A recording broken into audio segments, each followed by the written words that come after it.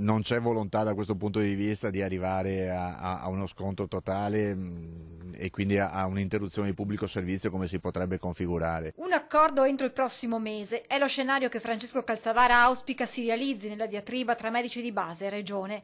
La trattativa deve ripartire, spiega il consigliere regionale, dando risposte ai cittadini. Senza avere dall'altra parte del tavolo chi ha l'idea che o così o chiudo. Lo sciopero credo che sia sempre uno strumento che per carità è garantito dallo Statuto dei lavoratori, ma non è il modo per iniziare una trattativa seria. E mentre si continua a parlare con sempre più insistenza della possibilità di accorpare i medici di famiglia alle ULSS, Calzavara fa presente come la sanità stia affrontando una rivoluzione che coinvolge anche i dottori di base. Alcuni privilegi che mi pare di capire alcuni medici stanno ancora avendo, devono rendersi conto che sono finiti e che devono rientrare in una nuova organizzazione della sanità nel Veneto che mira ad essere ancora più efficiente e più vicina ai cittadini.